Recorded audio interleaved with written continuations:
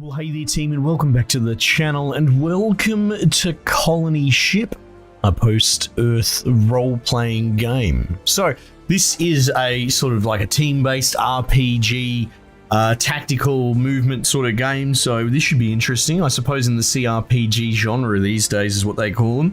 And you're on like a generation ship, which is also very interesting in sci-fi, but that's about all I know, and it looks pretty cool. Then, to be honest, you don't get a lot of these sort of style games in the sci-fi setting. Fantasy for sure. Oh, hang on. Oh, what's that say? Born free. Ah, right. Right. Okay, yes, very good. How very edgy. Nice. I can be a Sheila, or I can be a dude. We've got some different... Oh, wow, look at all these edgy heads. They're also serious.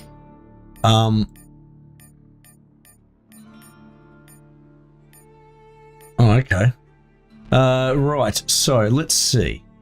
I make a character, I'm guessing. Right, what about the Sheilas? They're all pretty serious looking as well. That's interesting that a bunch of them are just the same character painted over a couple of times. Except the main, this main dude, he gets a couple of different photos. I mean, who cares? Well... People do, but I don't. How about Mr. Bloody Born Free? If he's going to be an edgelord, at least he's going to lean hard into it. Not like these other people that think they're too cool for school. This guy's just off the bloody deep end. All right, now what's going on here? Look at that. Base. There's some rude heads here. Here. No. Oh my god. Where's the random button? That's what we need. We need a random button. I mean, it's going to give me random names. Give me a random head. Change my gloves, my tattoos. Yeah, born free. Let's go. All right, well, can I just make this dude? Face, beard, tattoos, clothing. Well, where's me sunglasses? Oh, come on, game. I want to be a big edgy boy. All right, hair color. Yeah. That's kind of close, I suppose, right? And what are we going to call him? Oh, well, there's only really one name for a man like this, and it's Gronk. Okay, now, stats. Let's see. Strength. How many can I have?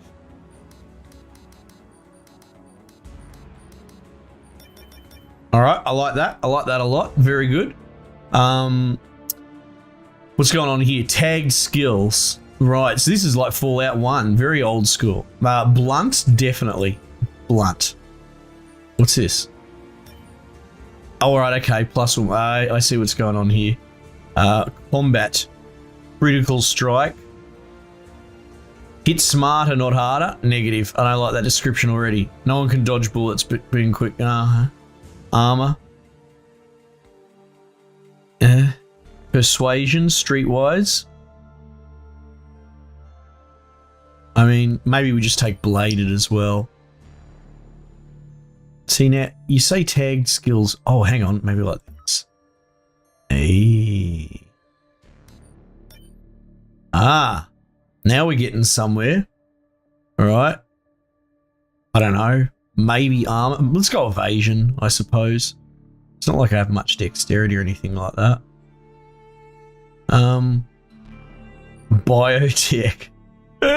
just make him like a science man as well. Steal, sneak. God, I don't know. Armor, maybe? Whatever. Let's go. Available points 1. What is this? Heroic. Character creation only. Gifted?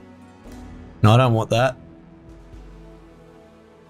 Wait, what's this available points?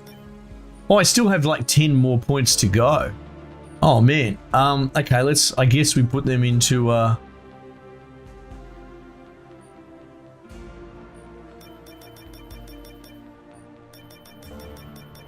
There we go, look at that, all out. Very good, I like that a lot better. Alright, that's much better. In fact, let's get rid of armor and put it critical strike. Alright.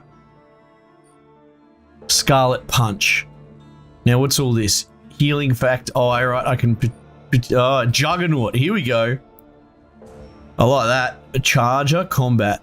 Grants 4 AP dedicated to movement. Oh, I don't mind that. That sounds pretty good as well. Natural damage resistance +1, melee graze damage +4, knockdowns become... Yeah, let's go. Give me that. Give me that. I'm a juggernaut. Bitch. Oh, here we go. Let's get into narrator mode. It is the year of our Lord 2754.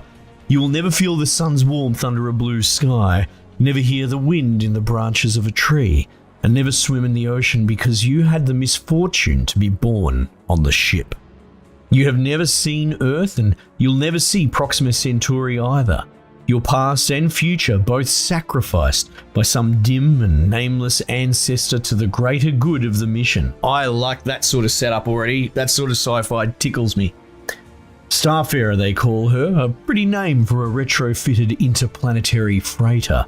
She had already been 20 years in service when she was rechristened and showing every minute of it. No one is certain the ship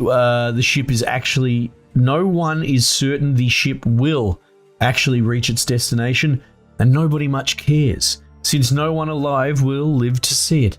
Fatalism is the prevailing philosophy of the shipborne. Make the best life you can and consign all of your what-ifs and might-have-beens to the void.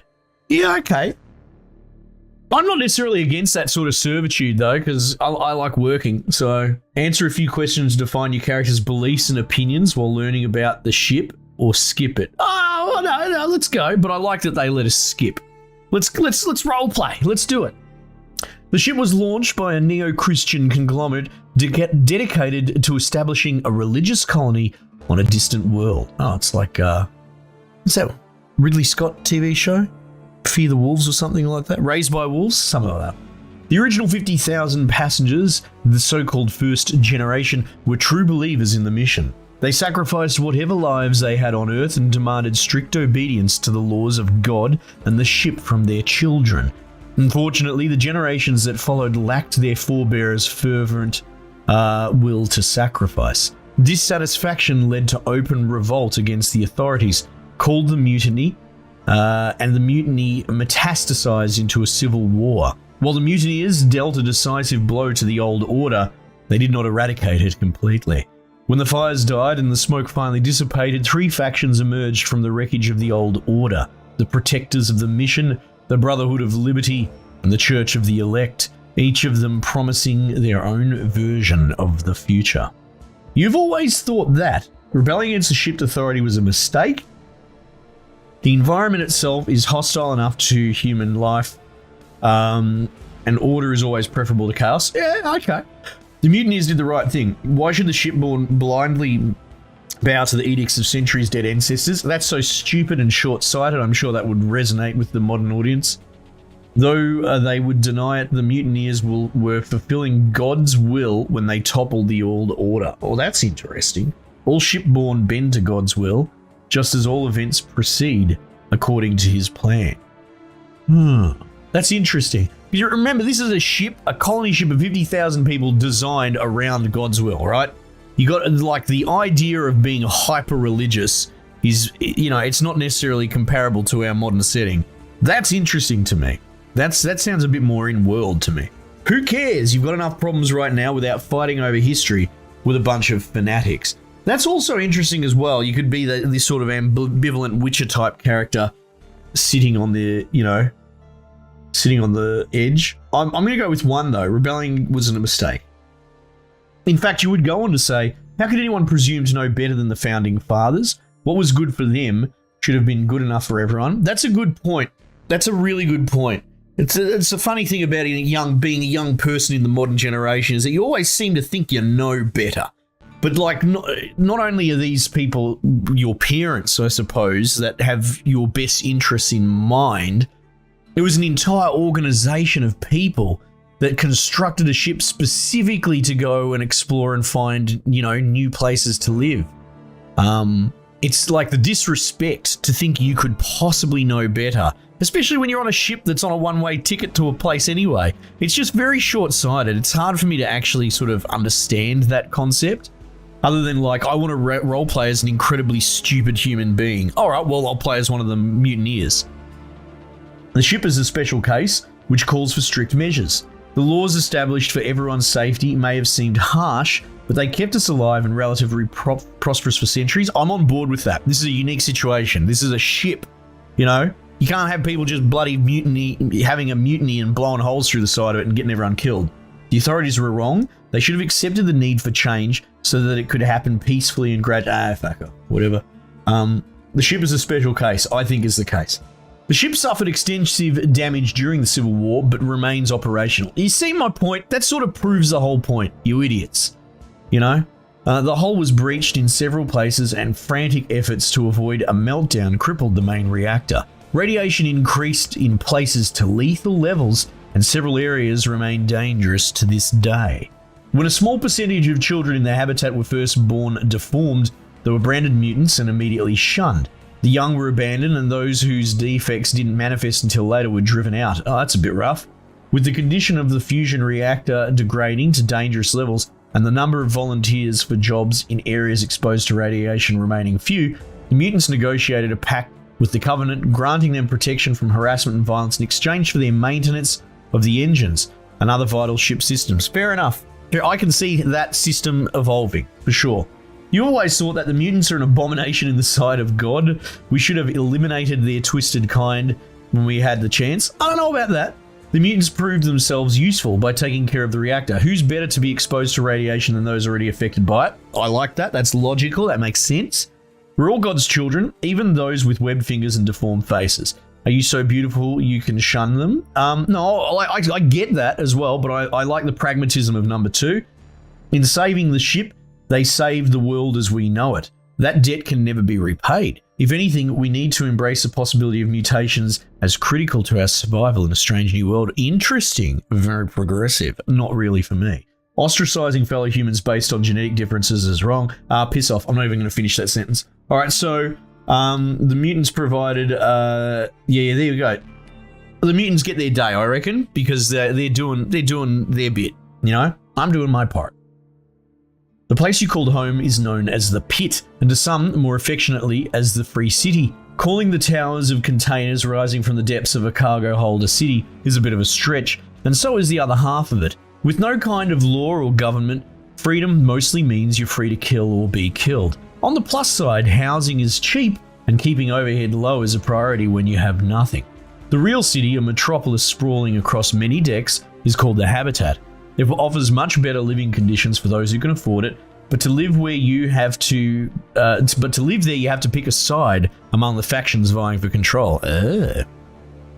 Nobody in the Pit gives a damn about their struggles, but like Earth before it, nothing in this world is free. Just keep in mind you might get more than you sign up for. As far as you're concerned, true freedom means being free from the laws passed down from your supposed betters. Piss off. Some kind of rules are necessary or else we'll descend into anarchy. Exactly, that's the idea of a society, is we place restrictions upon ourselves so as to co-work and have a synergistic relationship. People that seem to think that you can have a society without rules are absolute idiots. There's nothing wrong with living on your own in the middle of nowhere, that's fine, but that's what you're trying to do. If freedom means living in an interplanetary shipping container and sleeping with a gun under your pillow, these Pit dwellers can keep it. Personal freedom is a luxury the shipborn cannot afford. To serve the state is to serve your brother. To serve your sister is and serve yourself. Why can't people understand that?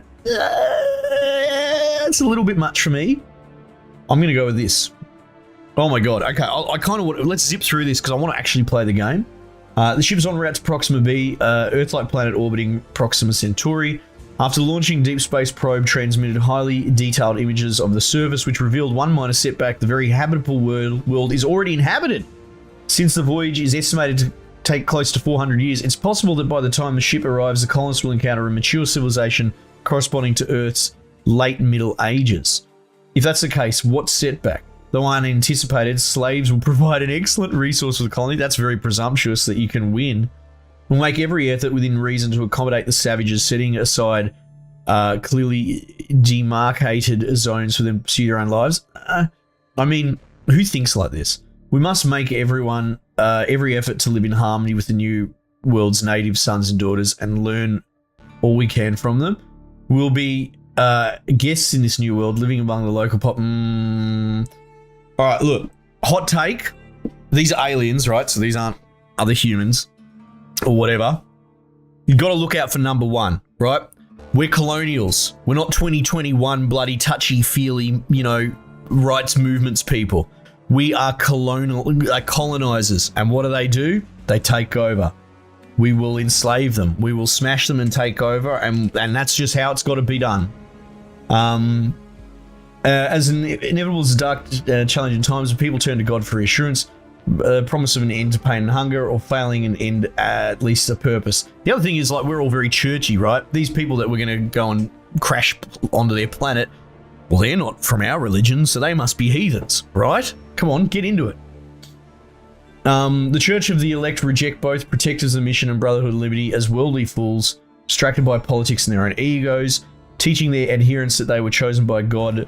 The church frames the journey of the ship as a centuries-old long test of faith. Right, okay. We all face a series of difficult trials, yes. Whatever, okay. When the ship arrives at all right, let's just say this clearly. This is really cool. I really like this setup. I actually love it. I'm really enjoying it. But if I'm just going to read wall of text for half an hour and say that's the game, that's not good enough. So we kind of zipping through this, but I just, let the record show. I find these to be juicy decisions to make. I'm quite enjoying it so far. When the ship arrives at destination, Judgment Day awaits every citizen. The righteous will be welcomed into the promised land, while the unrepentant will be returned to the hell from which we fled to suffer for all eternity. I don't know about that. I don't know. That's like, okay, right. Religion is the opium of the people. Okay, that's broad. It doesn't matter if God exists. People need to believe in something bigger than themselves. Yes, that's a huge problem with all the nihilistic people these days. Faith has always been mankind's greatest strength and defining trait. Must preserve it at all costs. I think there's an argument for that. Honor he who was reborn. Oh no, let's go. It doesn't. There we go. We'll do that. Oh, okay, hang on. Instead of embracing the future, protectors are clinging to long gone past. The protectors should be more flexible if they want to attract more people to their cause. Protectors are right about one thing. The mission is more important than our petty struggles. If it fails, right, I can click that anyway, straight away. Survivor must evolve, and the Brotherhood is merely an agent. Oh my goodness. He who fights the monsters should look to it that he himself does not become one. Okay, that's a fair point. That's a good point. I hate the I'm going to be a piece of shit monster for the greater good mentality. Begin your adventure. Okay, cool. Anyway, I would have liked to have read through all of that a bit more. Maybe you want to pause the video and go back to it. Maybe you want to buy the game and save the, surprise for yourself. But I found that actually, a good little setup. You open your eyes to a grey hull metal ceiling, one panel of which flickers yellow, indicating day shift. You overslept, not that it matters. With a grunt, you roll off your stained mattress and open the window to let some fresh air in. Like everything else around here, fresh is relative. The ship does its best to recycle air and water, but cargo holds aren't high on her priority list. You breathe in metal and burning oil and look up. 4 of the bridge's 6 projectors are still operational, shining dully down onto the container towers from cargo hold 3, better known as the pit in the Free City. Yes. Okay. Okay. So there's a lot of reading, and that's fine. That's all good. Just doesn't help in this current format. The elevator crawls to a groove, but first you need a drink. The pit, making a living. It's time to get up there and earn a few credits, but first you need a drink. I don't understand these choices. Ever since you were a kid, this has been your home. Oh, okay, it's just information, making a living. For the last few years, you've been doing odd jobs for Tanner, a local hustler with a nose for making money. He's never tried to screw you over, which is pretty close to being virtuous in this town. Still, there's a first time for everything. Whiskey Jack is added to the map. Meet Tanner in a nearby bar called Whiskey Jack. Don't forget your gun. You never know when you might come in handy. I don't want a gun. I want to punch people. A rusty pipe pistol. A makeshift shotgun. Let's do that. Backup weapon, perhaps, if you run out of bullets. A utility bar. Let's go. For bashing. All right. Now, okay, so I right-click to move around. I really like this design. Oh, wow. Oh, wow. How cool does this look? Oh, look, there's my boomstick shotgun. Yeah, okay. Oh, I see arrows there. Well, how do I know where to go? Go to Whiskey Jack's bar. Do I get like a... Hey, your apartment? Apartments for rent? Oh, this is cool. Okay. Well, where's Whiskey Jack's bar? There we go. Let's just do that. And I'll watch my dude go for a walk. Off he goes.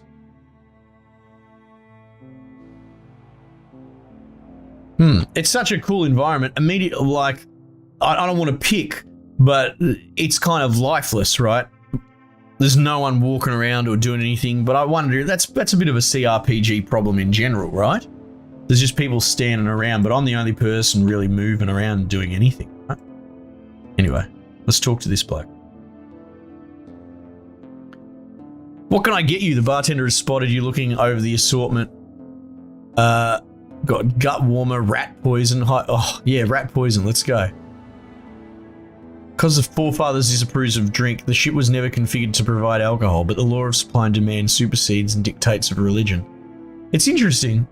Wise drinker prefers to leave it a secret. Okay. Any work around here?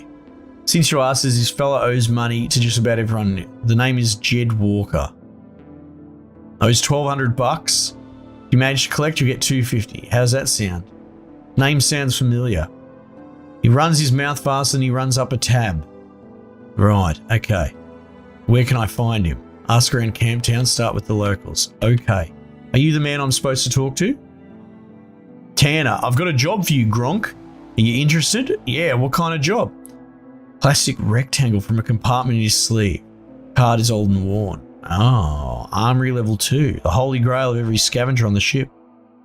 Oh, wow. During the mutiny, the rebels looted every depot on the first floor, but automated defenses on the second stopped them dead, literally. That's cool. This world building is unreal.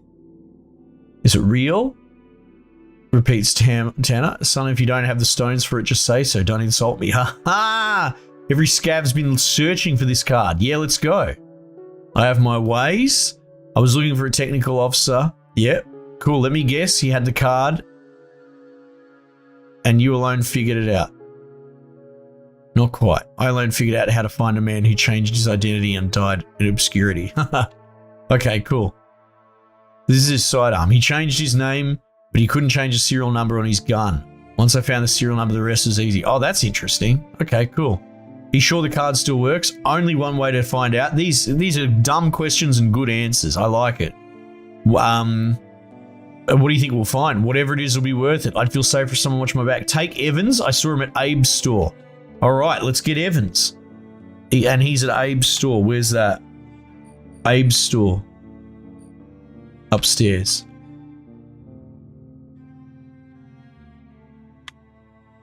Med Bay. Honest Abe's store. Here we go. Off we go for a little run. How do I, Oh, can I just go, oh, can I go in? Oh, Evans, are you Evans? Evans. Right.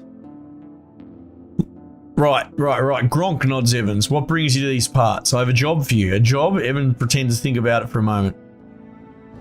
I've got a top job for you too. All you got to do is stick around and watch my back while I deal with these thugs. What thugs?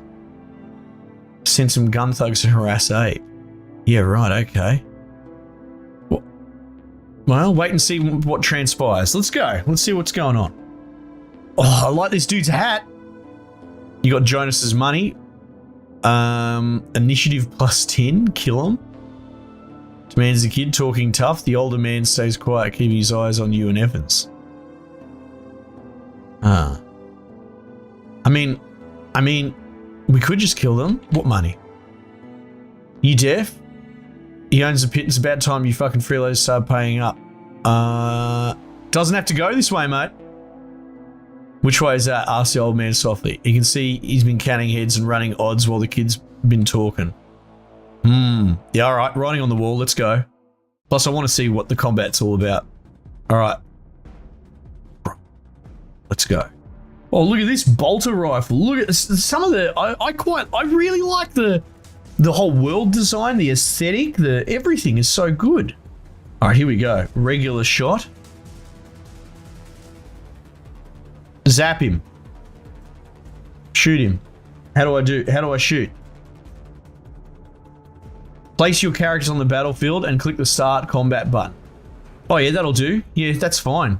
Start combat. Zap him. Oh, good. Good shot. Have another one. You have no ammunition. Oh wait, it's a single shot. Switch to other weapon. Reload 4. Reloading. Yeah, zap him again. I got my shotgun. What if I don't want to use my shotgun? Aimed head. Switch to other weapon slot. Yeah. Here we go. The negotiator, boys. Let's go. 34. Have a hit, mate. Oh. Yes. Yes. Oh, good shot. Good reaction attack. I like that. Come on, Evans. Look at these blokes running off. Good work, good work. All right, mate. Oh, they're going to get a reaction shot on him? Is that what's going on? Here, just shoot from here, bro. You have no ammunition. 4. Nice.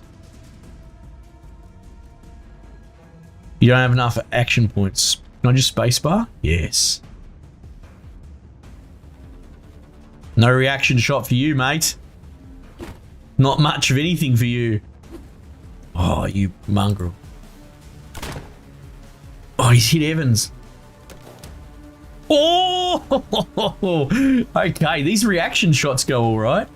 All right. You have no ammunition. Okay.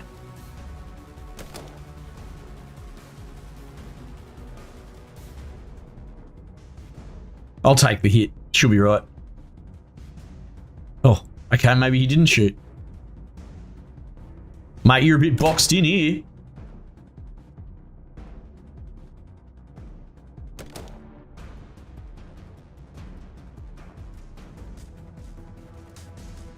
In the dirt you go, sir. Gain 16 learning points in blunt. Nice. What do we know? What do we do now? Evans visibly shaken.